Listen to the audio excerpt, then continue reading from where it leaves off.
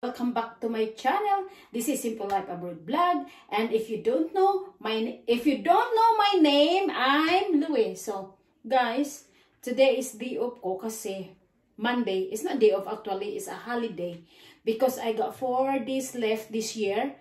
So, I said to my boss that I'm gonna take the holiday every Monday until we shut down the company, because on Christmas time we will shut down the company and then we will go back to work for January. But however, it will be paid anyway. So guys, ang gagawin natin ngayon is magluto ako ng ano ba ito, yung Italian, special selected Italian is orecchiette. It's different sorts of pasta. Yung recipe lang nito is nakalagay dito sa packet. Actually, ang nakalagay dito is beef. Since I don't want to eat beef, I don't know why, pork ang gagamitin ko.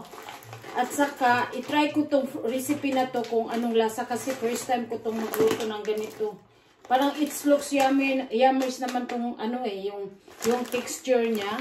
So, yun guys, magluto tayo ngayon for our dinner kasi bukas pasok na naman ako bukas, at saka yung sauce ng pasta is gawin ko na lang lahat, and then the rest of it ilagay ko na lang sa freezer para next time pag magluto ko ng pasta hindi na ako magluto ng sauce.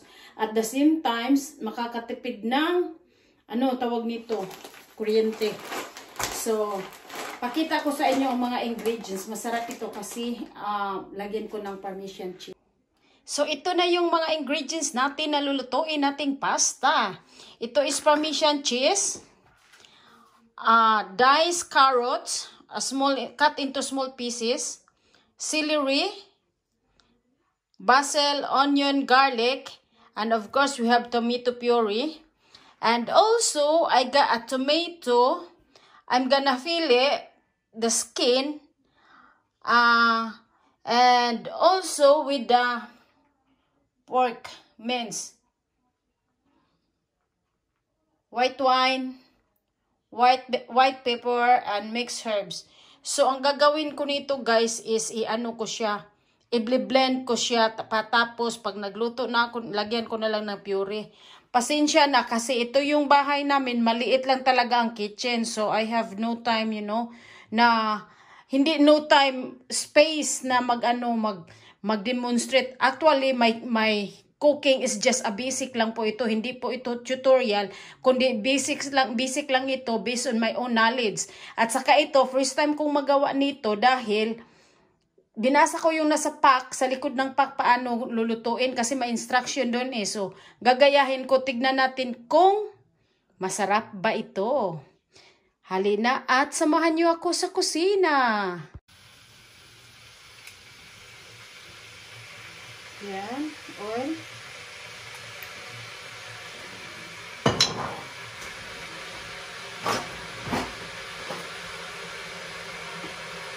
Just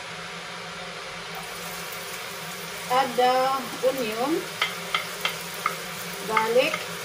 Entirely up to you guys which one you cook first. But to me, I will use to cook the onion, then followed with the, anyway, we have to cook it together. So, cook it together. Yan. Leave it for 30 seconds until it's cooked. So, yun na guys. It's cooked already. We're going to add the celery. Just cut into dice. I-dice lang sila, maliliit. To small pieces. Ayan.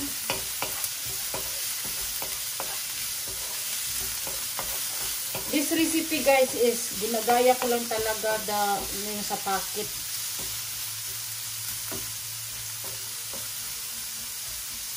Make it brown this one first.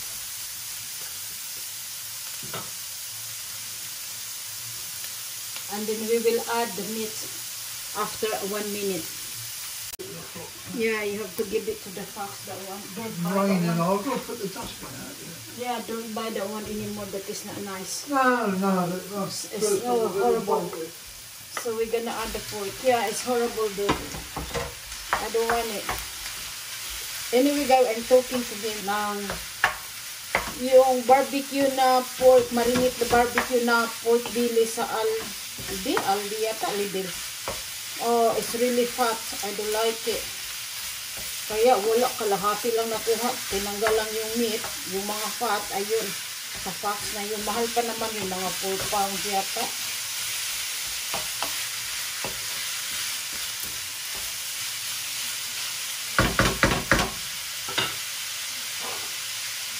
Add with the dry herbs.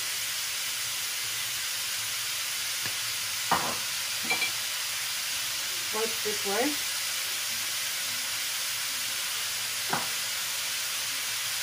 Pinch salt.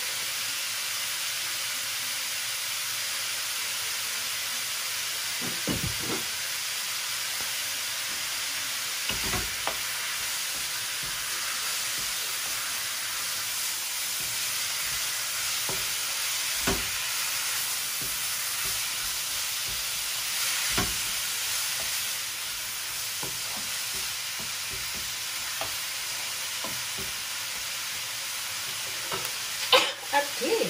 Yan, pahinaan natin yung apoy, guys, para maluto siya. Then, leave it for 5 minutes. Then, we're gonna add some wine. Kaya sa Pilipinas na basta may taba. Dito hindi. Ito 5% fat lang ito eh. Tapos, lagyan natin ng wine. Baka malasing ito.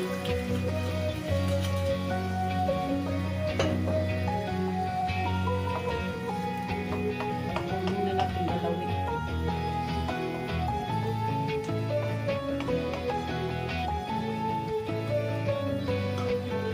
Antayin natin yung maluto mga 10 minutes.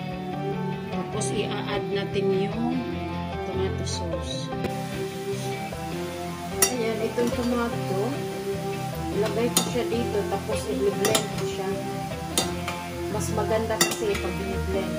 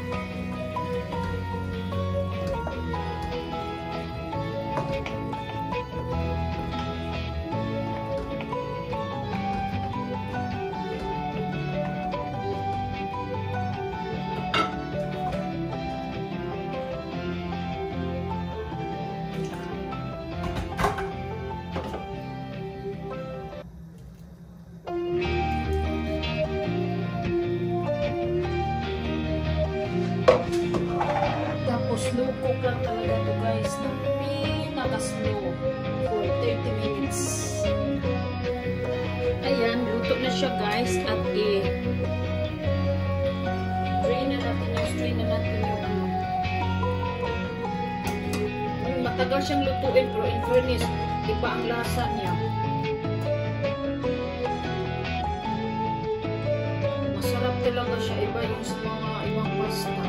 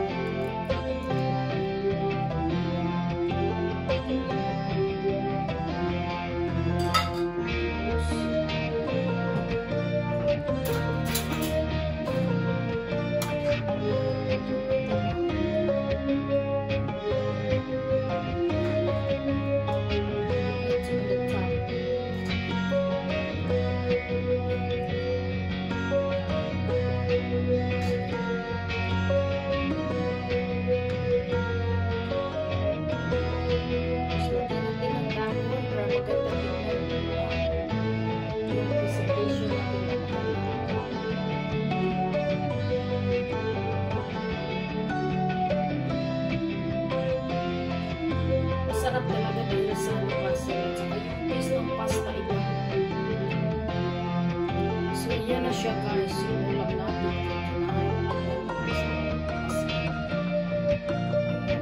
Isi-serve ko muna to sa aking isi-serve ko muna to sa aking boss. Hindi nyo nakita guys.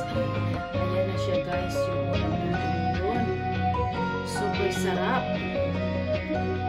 So, ipa-judge na natin kung masarap ba.